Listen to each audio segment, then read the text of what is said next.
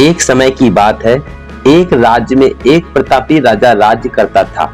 एक दिन उसके दरबार में आगंतुक आया और उसने राजा को एक सुंदर पत्थर उपहार दिया। राजा वह पत्थर को देख बहुत प्रसन्न हुआ। राजा ने उस पत्थर से भगवान विष्णु की प्रतिमा निर्माण कर उस राज्य के मंदिर में स्थापित करने का निर्णय लिया। प्रतिमा निर्माण कार्य हेतु राज्य के महामंत्री को सौंप दिया। महामंत्री गांव के सर्वश्रेष्ठ मूर्तिकार के पास गया और उसे वह पत्थर देते हुए बोला, महाराज मंदिर में भगवान विष्णु की प्रतिमा स्थापित करना चाहते हैं। 7 दिवस के भीतर इस पत्थर से भगवान विष्णु की प्रतिमा तैयार कर राजमहल पहुंचा देना। इसके लिए तुम्हें 40 स्वर्ण मुद्राएं दी जाएंगी। 40 स्वर्ण मुद्राओं की बात सुनकर मूर्तिकार खुश हो गया। महामंत्री के जाने के उपरांत प्रतिमा का निर्माण कार्य प्रारंभ करने के लिए उद्देश्य से अपने औजार निकाल लिए। अपने औजारों में से एक हथौड़ा निकाला और पत्थर तोड़ने के लिए उस पर हथौड़े से वार करना प्रारंभ किया, किंतु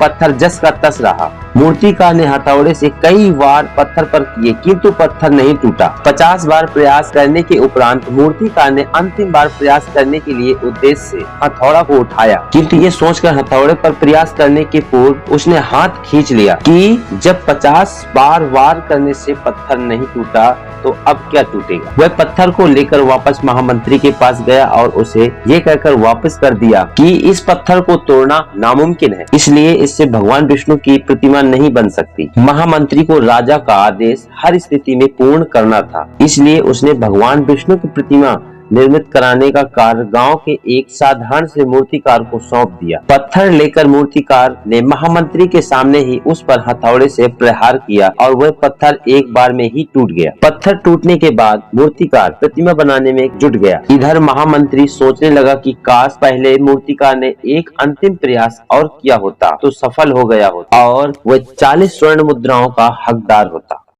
Thank you for watching this video until it is finished.